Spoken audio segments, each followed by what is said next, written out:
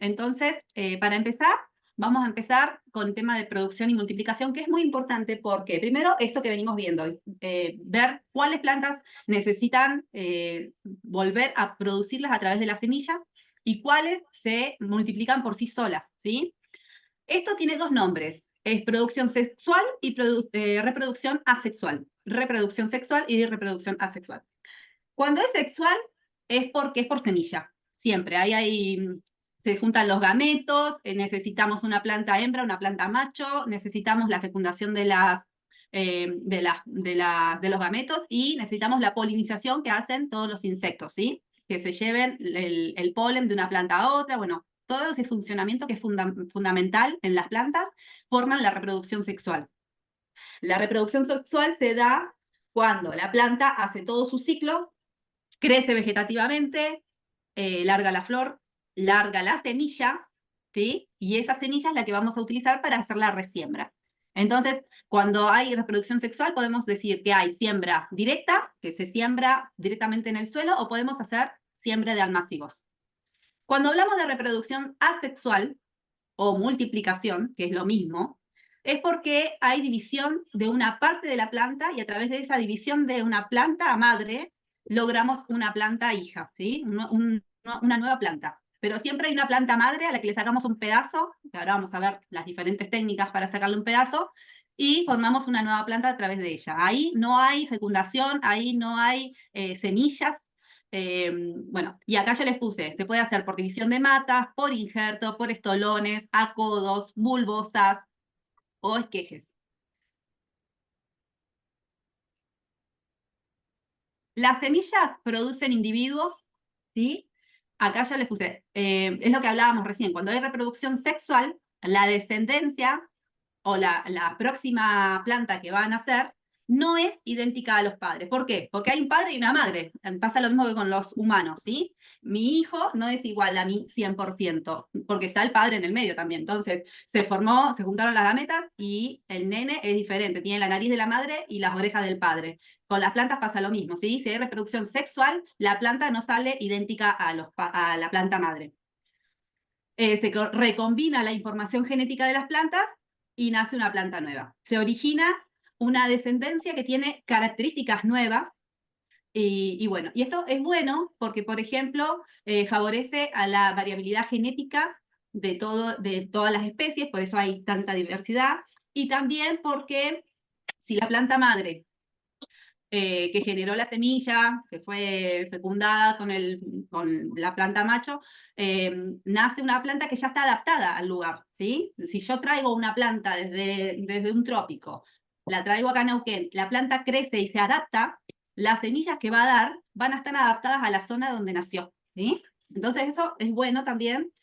Las semillas se reproducen entonces individuos mucho más fuertes que los que obtuvimos por multiplicación, porque heredan de sus progenitores la variabilidad genética y se adaptan al nuevo lugar donde estén. Puede ser al nuevo clima, a los nuevos insectos que haya en la zona. Bueno, tiene adaptaciones climáticas, a las plagas, a la resistencia de las enfermedades, de los hongos, de los virus, y se desarrollan como que ese es el lugar de origen de ellas. En cambio, cuando hablamos de reproducción asexual o vegetativa o multiplicación, son todas las palabras que se usan para la reproducción asexual, se obtienen plantas que son idénticas al progenitor. ¿Por qué? Porque yo a una planta madre le estoy sacando una parte, entonces estoy haciendo un clon. Y no hay recombinación con una parte de otra, o sea, del macho y de la hembra, ¿sí? Es siempre idéntica a la planta madre. Se mantiene y se propagan características exactamente iguales. Si la planta madre toleraba a ciertos insectos, bueno, la planta hija va a tolerar a esos mismos insectos. Si yo traigo una planta del norte al sur, depende de, o sea, si la planta nueva va a estar adaptada al norte, no al sur. Entonces puede que viva o que no viva. No sé quién me habla. Ah, no. Bueno, entonces hay una alta uniformidad en la descendencia, ¿sí? Son todas igualitas las plantas que nacen por multiplicación asexual. Acá les puse una semilla para que vean primero todas las partes que tiene. Esto es reproducción sexual. Cuando hablamos de semillas, hablamos de reproducción sexual.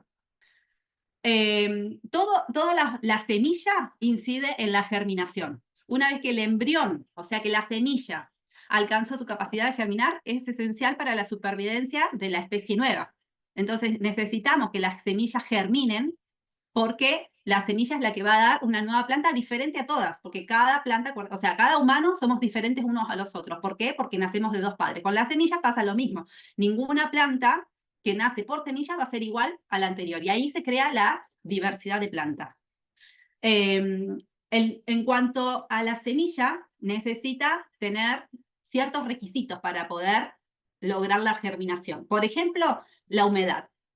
Ustedes piensen que al disminuir el contenido de humedad de la semilla, el descenso de la temperatura, se puede almacenar. Tiene que tener ciertos aspectos el almacenaje de las semillas para que puedan tener vida y para que puedan germinar en el futuro. Hay semillas que se llaman semillas ortodoxas, que son semillas que permanecen viables por un largo tiempo. Admiten hasta un 5 o 10% de humedad. O sea, vamos de nuevo, se los explico. Saco la semilla de la planta, las dejo en un recipiente con papel. Bueno, esa semilla se reseca. Pero si tiene el 5% de humedad, esa semilla está viva. Esas son la mayor cantidad de semillas que hay. Después están las otras que son las recalcitrantes, que son semillas que necesitan mucha más humedad. Por ejemplo, las semillas que generalmente son de plantas tropicales. Por ejemplo, que a mí me encanta el mango. ¿Vieron? El mango, si ustedes le sacan la semilla de adentro, es una semilla que si la dejo secar, la pongo en un papel, la dejo en la cocina por un tiempo y la quiero plantar dentro de 2 meses, va a estar muerta. Esa semilla necesita tener cierto rango de humedad y necesita que se plante enseguida porque necesita estar húmeda. Entonces, hay diferencias en las semillas. Generalmente las semillas chiquititas son ortodoxas. Entonces las podemos tener mucho tiempo y sembrarlas el año siguiente. En cambio, las semillas generalmente de plantas que son tropicales o subtropicales, grandes, hay que tratarlas con más cuidado. Hay que hacerle un par de tratamientos para poder conservarlas y que crezcan al año siguiente. Ahí tenemos, por ejemplo, la del castaño, la del pino paraná. Bueno, hay un montón, no se las voy a decir todas ahora, pero es para que sepan que hay tipos de semillas y es importante el tema de la desecación de la semilla. Hay un tratamiento que se llama dormición en las semillas, que la dormición es un mecanismo que inhibe que las semillas germinen ante las condiciones favorables. Por ejemplo, yo saco semillas de una planta anual, las guardo en un papelito a las oscuras, en un lugar seco, las puedo tener 1, 2, 3, 10 años, hay algunas que no duran tanto, pero cuando las vuelvo a sembrar, crecen. Bueno, eso se llama dormición, es un mecanismo que tiene la semilla de no germinar si hay condiciones favorables, ¿sí? La condición de dormición primaria sucede en la mayor cantidad de semillas, que son estas que yo le digo, ¿sí? Que las guardamos y cuando nosotros les damos las condiciones, ¿cuáles son las condiciones? Ponerlas en la tierra, darles humedad, darle la luz del sol, todas esas condiciones que le damos a la semilla para que germine. Cuando nosotros lo decidimos, ahí germinan. Y hay otra, que es la dormición secundaria, que está vinculada a condiciones ambientales desfavorables. Por ejemplo, no les quiero dar el ejemplo de los bulbos, pero bueno, los bulbos funcionan con el clima, ¿sí? Los bulbos crecen según la época del año. Por más que nosotros los tengamos en una caja guardada a la sombra, en arena, escondidos adentro del placar, en la época de que aumenta la temperatura, el bulbo empieza a alargar su crecimiento, ¿sí? Sí, aún estando dentro de un placar, no. Sí, sí, empiezan a alargar, empiezan a alargar. Lo que pasa Ah, que el crecimiento que tienen es como un crecimiento que no tiene clorofila, o sea, como que está blanco, de color blanco, porque le falta la luz del sol para hacer fotosíntesis. Pero si vos los observás a los bulbos, por más que estén guardados, ellos te anuncian cuando necesitan ser plantados, porque ya empiezan a germinar. ¿Por A mí qué? me pasó el año pasado. Sí. Me quedó en una caja, adentro de un diario, y planté el resto y se ve que me quedó en la caja. Y en uno que estuvo haciendo la limpieza encontré que había brotado y quedó ahí donde hasta le dio el diario. Y me dio una Exactamente. pena porque había mucho y perdí un Bueno, par de bulbos. bueno, ¿por qué? Mirá, yo te voy a mostrar el por qué. Acá tenemos acá la semilla, imagínense esta semilla como cualquier otro bulbo.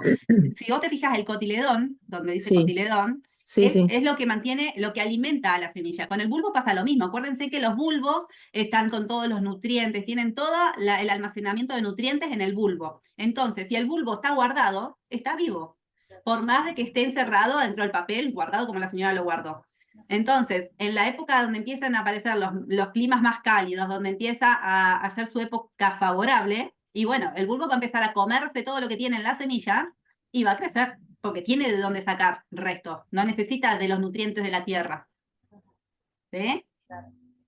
Bueno, entonces acá seguimos con la reproducción sexual. No me quiero ir a la asexual. Bueno, entonces dijimos que las semillas tienen algo que se llama viabilidad. La viabilidad es la capacidad que tienen las semillas de germinar. Cuando nosotros decidimos que las semillas germinen, ¿sí? Sea al año siguiente o dentro de unos años. Hay semillas que tienen muchos años y que pueden llegar a germinar. Hay semillas que no, que necesitan, que salen de la planta y necesitan llegar a la tierra para germinar, porque si las dejamos un año completo, no germinan. Bueno, esa es la viabilidad que tiene cada semilla, es la capacidad que tiene de germinar, la potencialidad de la semilla para germinar en condiciones favorables, suponiendo que los factores que causaban la latencia, esta de que hablamos hace un ratito, ya no existen, ¿sí? Que yo ya los puse en la tierra, que ya les di condición de agua, que ya les di luz. Si yo pongo la semilla en la tierra y le doy todos los factores que necesita, bueno, necesito que esa semilla germine. Si germina es porque tiene viabilidad. Si esa semilla no germina es porque no tiene viabilidad, porque se murió, ¿sí? Puede pasar que se haya resecado, haya tenido menos de la humedad que requería y se murió. Entonces no es viable. El poder germinativo es un análisis que se realiza para conocer la capacidad de viabilidad o de germinación que tienen las semillas. Entonces, con este es un análisis que hacemos, que le ponemos, usan cierta cantidad de semillas, generalmente usan 100 semillas, y es como un trabajo práctico. Ponen 100 semillas y les dan las condiciones. Si de estas 100 semillas germinan el 50%, bueno, se dice que tienen poder germinativo del 50%, porque todo depende de dónde coseché la semilla, cómo estuvo la semilla en la época que estuvo en dormición. Si yo la dejé en un paquetito bien cerradita, perfecto, pero cerca de un calefactor, y se resecó la semilla. Entonces van a germinar el 50% de las semillas o menos de las semillas que yo coseché. Hay que darle las condiciones también para poder guardarlas en un lugar fresco, en un lugar que esté a la sombra, que no tenga mucho calor. Bueno, un montón de condiciones para que tenga viabilidad y para que pueda germinar. Entonces, eso es un trabajo que hacen, una práctica que se hace para saber si las semillas que compré son buenas o son malas. Porque imagínense que en una siembra de césped se compran bolsones gigantes de semilla y es importante saber si ese bolsón es de una buena, va a tener una buena producción o no. En toda la selección de semillas, siempre tenemos que elegir la planta madre, que no debe ser ni muy vieja ni muy joven. ¿Qué quiero decir con esto? Por ejemplo, yo sé que un árbol de, no sé, de granadas tiene una vida de 50 años. La verdad que no sé cuánto vive un árbol de granada, pero supongamos que vive 50 años. Bueno, el árbol de granadas va a empezar a fructificar a los 5 años, porque tiene todo su crecimiento vegetativo y después de cierta época empieza a dar frutos, ¿sí? Desde los 5 años hasta los 50 o hasta los 48 va a fructificar. Pero yo tengo que elegir que la planta no sea ni muy joven ni muy vieja para poder cosechar la semilla y que me dé resultado. Entonces voy a buscar una planta que tenga 40 años, porque ahí es cuando realmente la planta está madura y va a dar semillas que tengan viabilidad, que tengan poder de germinación y que nos den plantas sanas, ¿sí? Es como pasa con los seres humanos también. No es lo mismo un bebé de una niña de 17 años que está todavía terminando de crecer o de una mamá de 45, ¿sí? Todos tenemos una época de reproducción y con las plantas pasa exactamente lo mismo. Tratándose de especies resinosas, se deben escoger árboles que tengan menos de 25 años de edad. Esto llámese resinosas a los pinos, ¿sí? Y porque si no tienen menos de 25 años, porque piensen que los árboles, los pinos duran muchos años. Si buscamos semillas en árboles muy viejos, vamos a conseguir plantas nuevas, pero raquíticas, con poco desarrollo, que van a durar pocos años, van a ser chicas comparadas con la planta madre, ¿no? Entonces, una buena selección de semillas tiene sus requisitos. En los árboles o arbustos que vamos a seleccionar para la semilla, entonces dijimos que deben ser sanos y vigorosos. Tienen que estar saludables en cuanto a enfermedades, en cuanto a virus, a hongos. Tienen que estar saludables para que tengan la energía suficiente para darnos buenas semillas. La selección de semilla debe hacerse en frutos que maduren en términos medios también. Vieron que recién hablamos de la edad de la planta. Bueno, dentro de un año en el que la planta larga sus hojas, imagínense un frutal, un árbol de fruta, un árbol perenne que todos los años hace el mismo ciclo, ¿sí? Hace su crecimiento vegetativo, larga hojas, ramas nuevas, después larga las flores, después larga la fruta y como supongamos que son duraznos, bueno, la semilla ¿dónde está? Adentro del durazno. Bueno, yo voy a elegir los frutos que maduren en el medio también. O sea, no los los primeros duraznos que largó la planta, tampoco los últimos, que son llegados a, no sé, el durazno creo que está en enero, en diciembre, enero. Entonces, si yo sé que la producción de durazno dura desde diciembre hasta fines de enero, bueno, voy a buscar el del 1 de enero, a mitad de camino, ¿sí? Esas son las mejores semillas. Y lo otro que tengo que buscar es que esa fruta madure en la planta. De ser posible, en el caso de los duraznos, que se seque, se caiga y que se pudra, ¿sí? Entonces ahí realmente la semilla va a estar bien, bien madura. En el caso de las florales, también voy a seleccionar flores que sean de la mitad de temporada, o sea, de toda la floración, de la mitad de la floración, y que se sequen en la planta, ¿sí? Para que realmente esa semilla madure, que tenga toda la fuerza, que después pueda germinar bien y que tenga una buena viabilidad. ¿Qué más? En el máximo poder germinativo, entonces dijimos que es cuando están en pleno estado de madurez. Es muy importante el tema de la madurez de las semillas, de la planta madre, que la semilla madure en la planta, ¿sí? Eso quiero decir. Los frutales con hueso, como dijimos recién, el durazno, hay que dejarlos que se pudra en lo posible, para que realmente ahí la semilla esté bien madura. ¿Qué más? A ver. Acá. Acá les dejé, se llama estratificación de las semillas. Esto es un proceso que usamos con las semillas para mantener sus facultades germinativas. Nosotros recolectamos las semillas, como dijimos hoy, muchas semillas que son ortodoxas, que las podemos guardar y las podemos tener mucho tiempo guardadas, no pasa nada, las ponemos en una cajita y las guardamos. Pero hay otras que necesitan que las cuidemos, que las protejamos, y esta es una forma de ponerlas en tierra para cuidarlas y para que el año siguiente vuelvan a crecer.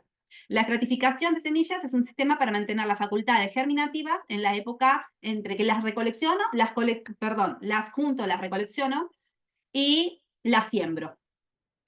¿Por qué? Porque las semillas necesitan generalmente semillas, como hablamos recién, de leñosas, de semillas duras, ¿sí? Necesitan tener cierta cantidad de humedad, necesitan estar en la tierra. Entonces, si se fijan, imagínense una caja, ¿sí?